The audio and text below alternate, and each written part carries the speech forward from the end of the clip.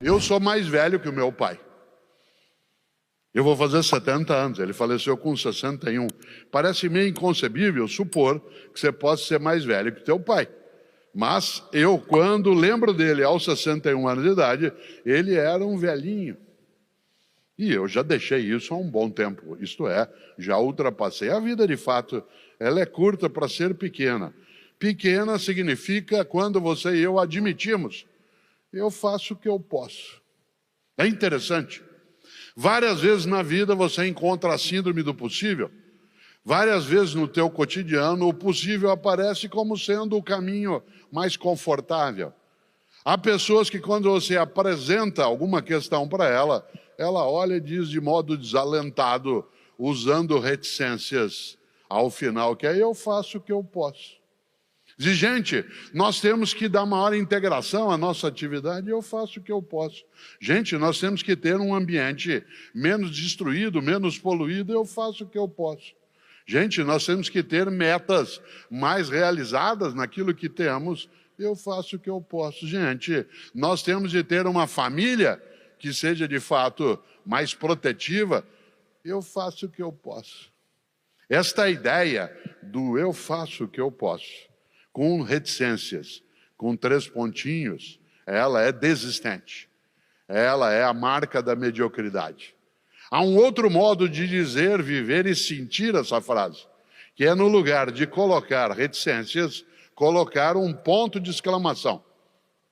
E aí, em vez da frase ser eu faço o que eu posso, ela se torna eu faço o que eu posso. Isto é, eu não deixo de fazer o que pode ser feito. Há uma diferença que não é, de novo, apenas de vocalidade. Quando eu digo eu faço o que eu posso, eu estou abandonando a possibilidade de reforçar o que tem que fazer. Quando eu digo eu faço o que eu posso, nós estamos entendendo que a pessoa, ou você, ou eu, fazemos aquilo que pode ser feito e não deixamos de fazê-lo. Fica clara a distinção? Eu faço o que eu posso. Aliás, pessoas que dizem muito eu faço o que eu posso, elas quase sempre, diante de qualquer problema, usam uma frase muito comum que é que horror, alguém tem que fazer alguma coisa. Na família, na política, na escola, na empresa, no país, que horror, alguém tem que fazer alguma coisa. E quando você vira e diz a ela, e você é o que está fazendo? Eu faço o que eu posso.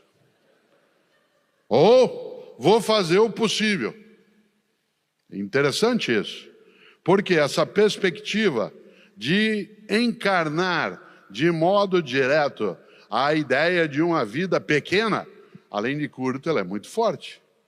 Nós temos momentos muito grandes na história, né, desta nação, de Portugal. Para nós que nascemos no Brasil, e mais ainda para mim, que tenho mais idade, Portugal é uma referência na literatura, na cultura, na história. Né? Eu estudei muito quando criança, e depois na educação básica, o conjunto da vida, as histórias. Quando eu caminho, a primeira vez que eu venho, eu e Cláudia até aqui, o Porto, mas Portugal não é. Todo lugar que a gente hoje caminhava, assim que chegamos, tem uma referência. Quando eu encontro a ideia do infante Dom Henrique, isso faz parte também da minha trajetória. Quando eu encontro algumas menções à literatura, mulheres e homens que viveram nesse lugar, né, que a gente tem acesso no dia a dia, em tudo isso eu sempre me lembro, né, que esta é uma nação que tem uma marca, por exemplo, religiosa muito forte. Haja vista que na próxima semana uma parte, né, do país se desloca, né, para a região de Fátima em função da sua crença, da sua perspectiva.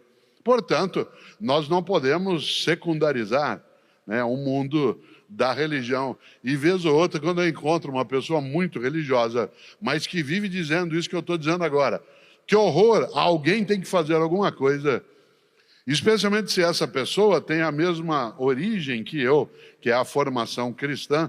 Eu digo, você prestou atenção em algumas coisas de Jesus que a gente não pode esquecer?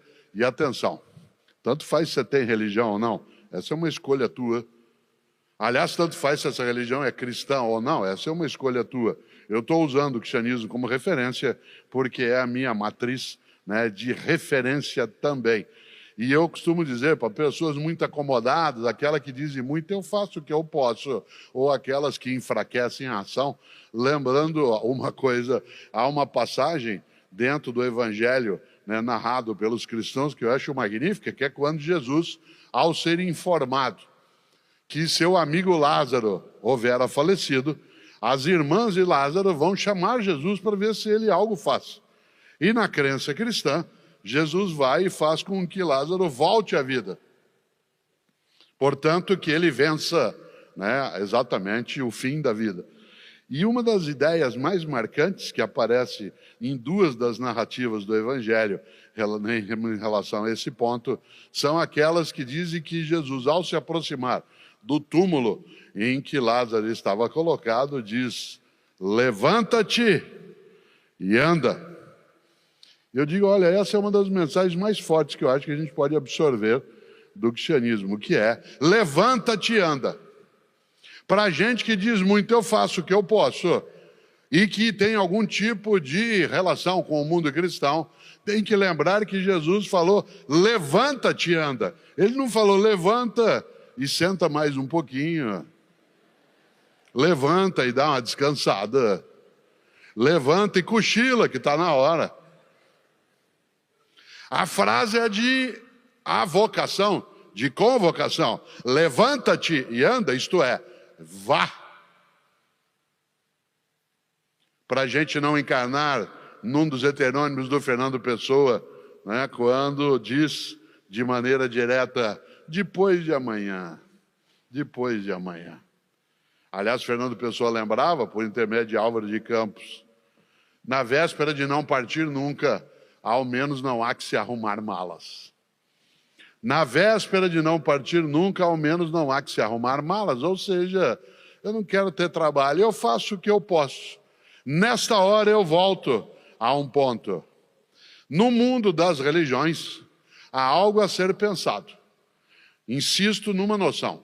Você e eu temos religião não por escolha, não é uma questão do Estado, isto é, do poder público.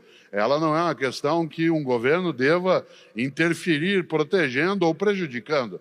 É o que se chama, de fato, de um Estado laico. Um Estado laico não é um Estado ateu. Um Estado laico é aquele que nem favorece nem impede que as pessoas façam as suas escolhas. Mas as religiões do livro, e Portugal é uma nação em que essas religiões se entrecruzaram, que é o judaísmo, o cristianismo e o islamismo.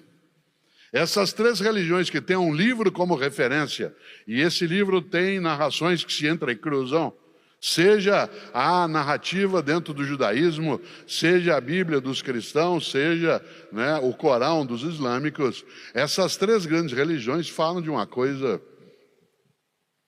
para você e eu pensarmos.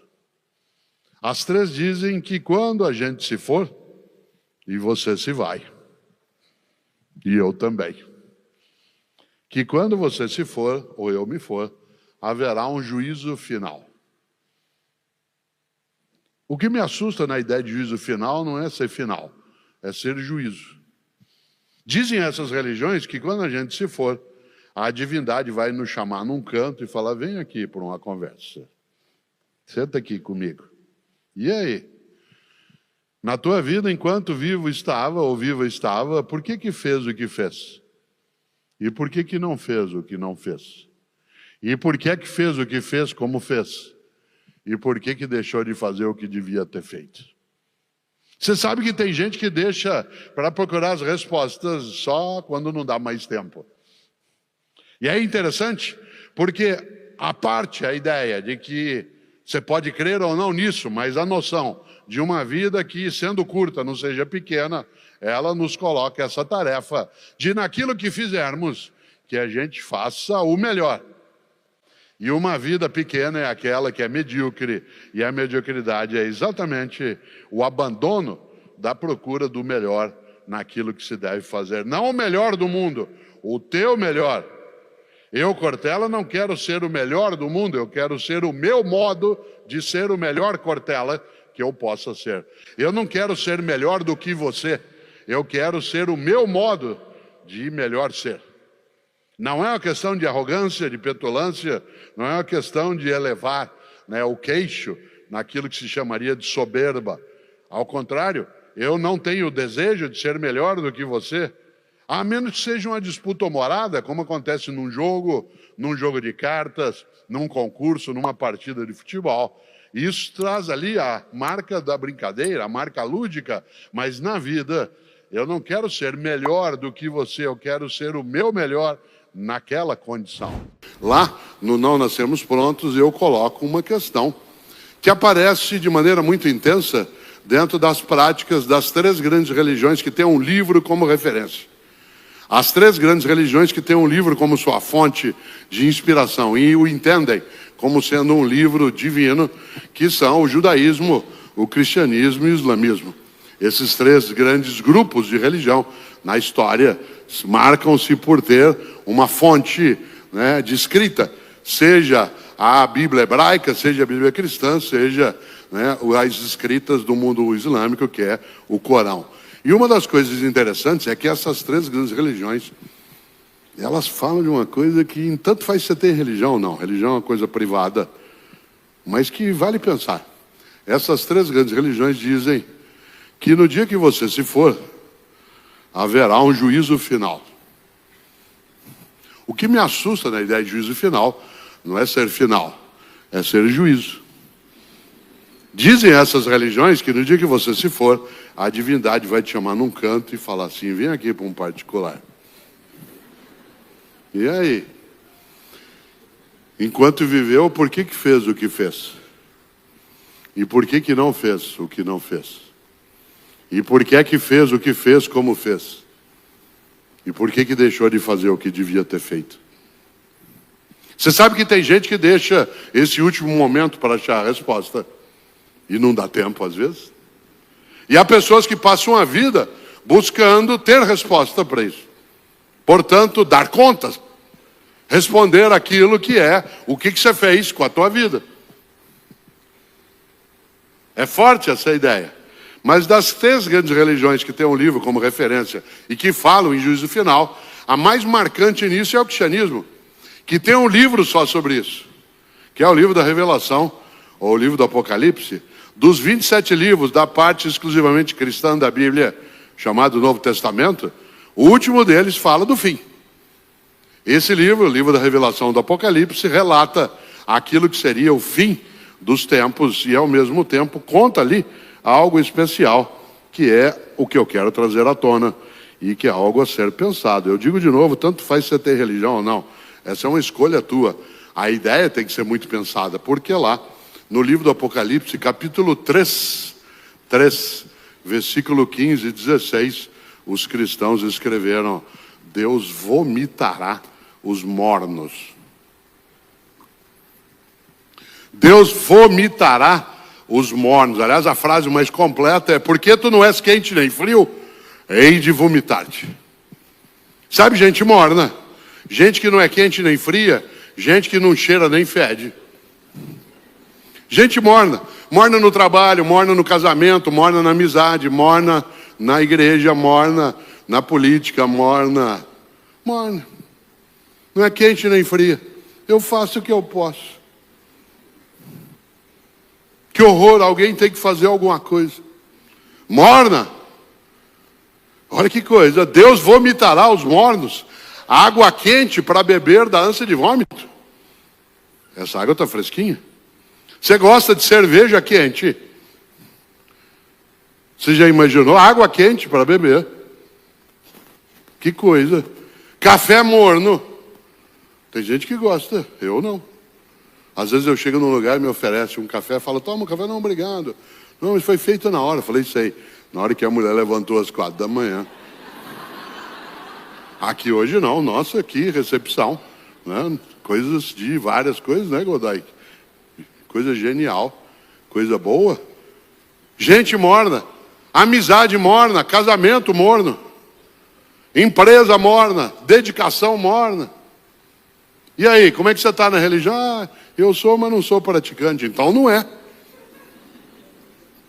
Isso é uma coisa que a religião supõe, é prática. Aliás, é por isso que é chamado de religião, e não apenas de sentimento interno. É interessante essa ideia, porque, entre outras coisas, Deus vomitará os mornos. Já pensou? Você conhece gente morna? Gente que é morna no casamento. E aí, como é que está o casamento? Ah, ruim com ele, pior sem ele. Gente que é morna na amizade. Quando a gente, ao encontrar as pessoas, podia abraçar com tanta tranquilidade, às vezes você ia dar a mão para a pessoa, ela dava só a pontinha do dedo para você apertar. Você pegava aquela minhoca desmilinguida. Na hora de abraçar a pessoa, ela te abraçava meio de lado, parecia que estava com nojo, com asco. Morna. Gente morna. Morna no trabalho. E aí, como é que está lá na empresa? Ah, vamos levando, né? Vamos ver o que dá. A guerra na Ucrânia. Morna. Morna na convivência, morna na ação, morna no afeto, morna no trabalho, morna na religião. Eu conheço gente, você também, que vai a um culto ou uma missa e escolhe o horário da missa ou do culto pelo tamanho rápido que tenha. Aí eu vou à missa das 10 do domingo, que o padre faz uma missa curtinha. Então vai para quê? Ou você acha que teu Deus é tonto? Você chama ele de todo poderoso, ele não sabe que você escolheu uma missa curta. É um Deus palerma. Deus vomitará os mornos. Mas eu faço o que eu posso. Cuidado de novo, Rubem Alves. Gaiolas e asas, gaiolas e asas. A gaiola é aquilo que te aprisiona a mim, aquilo que me retém no solo, aquilo que me constrange e amarra. Quando alguém me disse, você é o máximo, eu não o era como não o sou, mas eu tinha como referência o máximo. Por isso que eu citei Rubem Alves, ou Paulo Freire, ou outras pessoas na área de educação escolar. Eu, embora não seja, porque quero sê-lo, eu me inclino naquela direção. Para isso eu tenho que fazer um esforço. E esse esforço não pode ser a mornidade. E é gostoso lembrar que os gregos antigos, e eu como da área de filosofia tenho sempre que retomar essa perspectiva, eles davam um nome para a felicidade. O nome em grego antigo para a felicidade é eudaimonia. Eudaimonia. Você sabe que o prefixo eu, em grego, significa bom. Por exemplo, uma pessoa que tem uma boa origem é chamada de Eugênia, ou Eugênio. Daí vem uma palavra horrorosa, que é eugenia, né, que significa, em vários lugares, uma forma de preconceito, discriminação, brutalidade com a separação. Mas ainda assim, a palavra em si não tem a origem negativa. Uma pessoa que fala bem, a gente diz que é eulalia. Alguém que é chamado de eulálio significa aquele que fala bem. Veja quanta coisa inútil você não sabe. Mas eu sei. Em compensação, já imaginou quanta coisa que você sabe? Eu não sei. Quanta coisa você conhece? Eu não conheço. Ainda bem. Sorte sua e sorte minha. Se nós soubéssemos as mesmas coisas, nós íamos ficar nos repetindo o tempo todo. Nesse sentido, essa multiplicidade de pessoas, de origens, de idades, de lugares, de religiões, outros que não têm, pessoas que têm escolaridade diversa, ela aumenta nossa capacidade de, na vida, no nosso trabalho, com os propósitos que tivemos, elevar a nossa condição. Por isso, uma das coisas que os gregos usavam para falar de felicidade é a expressão eudaimonia. Porque eu, como eu disse, é o bom, aquilo que é aprazível, e daimon, agora vem uma coisa interessante, daimon é um espírito interior. Dentro da mitologia grega clássica, havia espíritos, tal como no mundo árabe a palavra que se usa seria os gênios. A gente falava do gênio da garrafa, o gênio da lâmpada, espíritos que circulam. Na mitologia grega, esses espíritos que estavam em nós e estariam nas pessoas, eles eram chamados de daimon. Por isso, um bom espírito é o eudaimon, a eudaimonia. Quando que você fica feliz? Quando você está com um bom espírito, você está com um espírito elevado, vitalizado. No entanto, a palavra daimon do grego antigo, que significava esse espírito interior, que tinha uma dupla característica, eram espíritos que poderiam ser maus e bons ao mesmo tempo. E por isso você era feliz quando em você estava só o bom espírito. E é curioso, porque a expressão daimon do grego antigo acabou gerando em latim e depois no nosso idioma a palavra demônio. Claro que isso tem a ver com a afirmação ocidental, que vai adotar uma religião, né, como sua frente, né, de ação, uma religião monoteísta, uma religião que será majoritária, como é o caso, né, na história do cristianismo, de se poder afastar aquilo que identificava outras formas de vivência religiosa. Uma delas era pegar o que os gregos chamavam de daimon e dar a ele o nome de um mau espírito, o demônio. Os hebreus, isto é, os judeus, usavam uma outra expressão para demônio, que é Satã. Satã, no hebraico antigo, significa o adversário, aquele que nos persegue, nos afasta, nos desune. E é curioso, porque essa expressão acabou tendo duas formas dentro do nosso idioma. E eu falo tudo isso sobre demônio, né, sobre Satã, porque eu quero chegar a uma expressão mais forte, que é diabo. Diabo. A expressão, ela vem para nós do grego antigo. Os gregos tinham uma expressão de que é balo ou bola, que é lançar. Por exemplo, aquilo que você lança. Várias pessoas aqui estudaram balística, né? Você tem a percepção daquilo que é balo ou bola, que é aquilo que é lançado. Há dois prefixos que nos ajudam nessa reflexão. Um prefixo grego antigo, que é sim, que significa juntar. E o outro prefixo, que é dia, que significa afastar. Por exemplo, diacrônico, o tempo que se afasta, né? Diastático, ou a ideia de diafragma, e assim por diante. E uma das expressões é a ideia de síntese, a noção de síndrome, e uma expressão maravilhosa que é símbolo. O símbolo é aquilo que une, o diabólico é aquilo que afasta. O simbólico agrega, une, junta, o diabólico recusa, afasta, separa. Isto é, o diabólico é aquilo que joga separado. E no teu trabalho, na tua vida, muitas coisas podem ser diabólicas. Podem ser, e algumas pessoas dizem, lá onde eu trabalho é infernal. Esta cidade é infernal. Ou se diria alguns, esse país é infernal. Ou esse casamento é infernal. Isso é coisa do diabo. E eu estou dizendo isso de propósito por uma razão.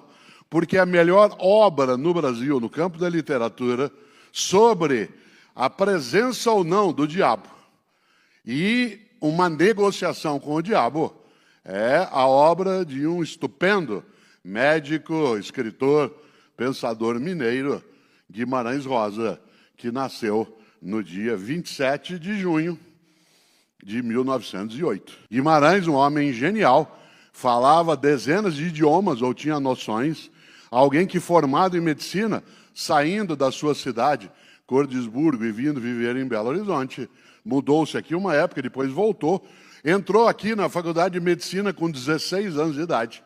Formou-se médico, mas não seguiu o tempo todo essa carreira. Atuou na Polícia Militar, teve contatos diretos com o Juscelino Kubitschek, que o levou, porque também era médico militar, né, para outras ações, e entrou no campo da diplomacia, o genial Guimarães Rosa. Guimarães, que morreu jovem, 59 anos de idade. Ele morreu, né, no dia 19 de novembro de 1967. Faz um bom tempo, já 50, né, e quase 56 anos da morte do grande Guimarães Rosa. Mas ele deixou uma obra que é considerada por muitos, e eu também, não sou alguém que avalia isso, não é minha finalidade, uma obra, uma delas, um livro, que é uma referência do século XX do nosso idioma, e em todos os países que falam língua portuguesa, que é Grande Sertão Veredas. Grande Sertão Veredas, que fala de uma conversa com o diabo e um eventual pacto com o diabo. Portanto, olha que curioso, nós estamos aqui agora para pensar um pouco algo que nos auxilia, isto é, que nos leva a ter de pensar um pouco também sobre em relação à nossa vida, ao nosso trabalho, nossos propósitos e o que é que a gente faz e o que é que a gente deixa de fazer para que as coisas sejam íntegras, decentes, que elas gerem felicidade no lugar de desespero, que elas sejam capazes de lidar com aquilo que são as intempéries, as turbulências, mas que nós tenhamos nitidez de que nós não podemos perder, né, a nossa identidade, nossa integridade. Por isso, olha só, Você sabe que o livro Grande Sertão Veredas, ele não só é inovador, como ele tratou de um sertão que, em princípio, lugar inóspito, difícil, com rarefação, né, de recursos naturais, com ausência quase de umidade. E é provável que Guimarães tenha situado, ele não deixa claro isso no livro, esse lugar como sendo parte do que é o norte do Espírito Santo, de Minas Gerais, na fronteira com uma parte da Bahia. Portanto, aquela área em Minas Gerais, mais acima, que tem, sim, né, uma organização da natureza de outro modo. E talvez várias pessoas aqui saibam, a expressão veredas, que no nosso dia a dia significa uma passagem, né, uma alternativa, uma saída para algum lugar, quando você acha uma vereda, mas no campo da construção e produção da vida e do mundo da roça, vereda é quando você tem um lugar onde tem água, onde você tem uma mata que possa, mesmo diminuta, ajudar a que a vida siga, onde há umidade. Aquilo que se chama de oásis. Em outras palavras, no meio do sertão, ou de um outro modo, no meio do deserto, tem um lugar onde a vida habita, cresce, onde há um oásis. O mais interessante é que a obra Grande Sertão Veredas, ela fala sobre o propósito. A personagem principal do livro, vocês se lembram, quem leu, quem não leu, assistiu ao filme, viu a minissérie, é Riobaldo. Riobaldo, aliás, é alguém que passa boa parte da obra dizendo, de modo persistente, uma frase absolutamente verdadeira, que é: viver é muito perigoso. Viver é muito perigoso. É interessante porque a última vez no livro que ele diz essa frase seria mesmo a última para qualquer um de nós, porque a última vez a frase é: viver é muito perigoso, sempre acaba em morte. Olha que coisa. Sabedoria da roça, do interior. Minha mãe Emília, que faleceu com 93 anos, usava uma frase muito interessante. Ela dizia: filho, cuida do corpo direitinho, que se você cuidar do corpo direitinho, dura a vida toda. Saint-Exupéry, que escreveu obra magnífica, que é O Pequeno Príncipe, uma obra que é uma obra sobre vida, sobre convivência, sobre afeto. Ali ele coloca ideias, percepções que são mais do que aquilo que eleva. Saint-Exupéry, que foi capaz, como alguém que combateu durante a Segunda Guerra Mundial, ele, francês, era aviador. Ele nasceu no ano de 1900 e seu avião, enquanto ele produzia uma missão de espionagem sobre as tropas nazistas, né, no sul da Itália, o avião em que ele estava e que ele pilotava foi abatido exatamente em 31 de julho, né, de 1944. Tinha ele 44 anos de idade. E eu não posso esquecer o quanto que Saint-Exupéry nos inspira a várias coisas. Ele escreveu várias obras, a mais conhecida, como sabe, porque você provavelmente já viu, é O Pequeno Príncipe, mas ele tem livros sobre aviação, tem livros sobre a paz. E ele, antes de mais nada, foi alguém que foi capaz, e nós lembramos isso hoje, de dar a vida por um ideal. Essa ideia de dar o sangue, colocar-se por inteira ou por inteiro naquilo que vai fazer, ser capaz de não escapar, né, do que nos conseguiria elevar no lugar de buscar aquilo que é medíocre, aquilo que é pequeno, aquilo que nos reduz dentro da nossa condição. Nessa hora, não é casual o título desta palestra: Faça o Teu Melhor. Claro que o mundo digital, ele traz também a possibilidade de nós fazermos melhor aquilo que já fazíamos, desde que a gente tenha senso crítico, capacidade de reflexão, que nós não sejamos manejadas ou manejados por coisas que saem, né, às vezes, da nossa capacidade de controle. Aquilo que, sem dúvida, nos perturbará, encantará, emocionará e assustará nos próximos 5 anos, que é o mundo, né, da inteligência artificial, sem dúvida. E é claro que você e eu sabemos o quanto que isso tem que ser melhor para cada pessoa e todas as pessoas, e não melhor apenas para uma parte das pessoas. E não apenas para que haja, por exemplo, a presença do poder que domina, em vez de ser o poder que serve, do poder que manieta, que aprisiona, no lugar de ser o poder que consegue libertar corações e mentes, para usar um termo mais antigo. Às vezes me perguntam, e fizeram isso a semana retrasada, professor, o que o senhor pensa da inteligência artificial? Aliás, Pedro e eu fizemos um episódio, ele lembrou aqui da grande fúria do mundo sobre isso. E eu, nessa hora, gosto de citar minha avó italiana, Rosária. Vovó Rosária, ela em vários momentos na vida, quando eu era criança, claro, nos alertava dizendo, filho, tudo que não souber desligar, não ligue. Tudo que não souber desligar, não ligue. Porque é claro que o risco é forte. E nós temos de pensar, de fato, o que é que nós queremos ligar nas nossas coisas, no nosso caminho, né, no uso da tecnologia, e ao mesmo tempo sem afastar nossa capacidade de controle, de percepção, de consciência, de maneira que a gente concretamente seja capaz de fazer o nosso melhor, na condição que a gente tem. E é interessante essa ideia, porque a mediocridade, ela é exatamente a recusa a dar um passo além do óbvio. A mediocridade é quando você e eu nos resignamos a ficar naquilo que dá o gasto, dá conta. Eu nasci na cidade de Londrina, no norte do Paraná, embora viva em São Paulo há 55 anos, na capital paulista. E uma das coisas boas, e isso sempre eu lembro, foi da formação que tive de meus pais. Meu pai Antônio, minha mãe Emília, ambos já faleceram. E ambos foram capazes de nos formar, né, com a necessidade de nós termos algo decisivo, que eu falarei um pouco aqui hoje e que você vez ou outra vê nas redes sociais eu fazendo menção, que é capricho. Capricho. Não capricho como milindre, não capricho como soberba, capricho como a capacidade de não ser medíocre. Capricho como a capacidade e a necessidade de não ficar dentro daquilo que é morno. Capricho como a urgência de ir além daquilo que é o óbvio.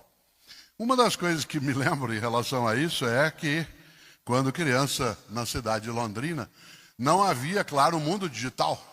Eu vou fazer 70 anos, portanto, o mundo digital é muito recente, né, no meu caminho. E na escola, algumas pessoas aqui com mais idade devem se lembrar disso na sua vida, a gente, não tendo o mundo digital, nós tínhamos um boletim com notas e faltas ou, como é o caso que eu vou mencionar, uma caderneta. Uma pequena caderneta na qual se registrava a nota a cada bimestre, se registrava as faltas, e a nota era de 0 a 10 naquele momento, sendo que 5 era a nota limite para ser aprovado ou reprovado. A cada 2 meses nós recebíamos o boletim, que ficava na escola, na secretaria, e tínhamos de levar para os nossos pais ou responsáveis para eles lerem e darem ciência. Tinham que assinar.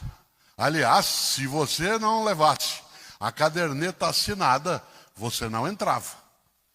É por isso que vários e várias de nós desenvolvemos uma habilidade grafológica imensa. E quando não dava para exercer essa habilidade, vez ou outra eu chegava para o meu pai ou para a minha mãe com o boletim da escola, ou, no caso, a caderneta, e às vezes eles diziam assim, filho, poxa, 5 em língua portuguesa, 5,5 em história, 5 em matemática, que é isso, filho? E eu respondi, pai, deu para passar. Medíocre. Medíocre é quando você se contenta com o menor, no momento em que é capaz de fazer de mais elevado forma. Medíocre é aquilo que é morno. Sabe, gente morna, gente que não é quente nem fria, gente mais ou menos competente, mais ou menos amiga, mais ou menos casada, mais ou menos hábil, mais ou menos cidadã, mais ou menos dedicada, morna. Gente que reduz aquilo que faz ao suficiente mínimo, isto é, que não dá o passo além. E, portanto, recusa A busca de uma coisa decisiva que é de ultrapassar-se.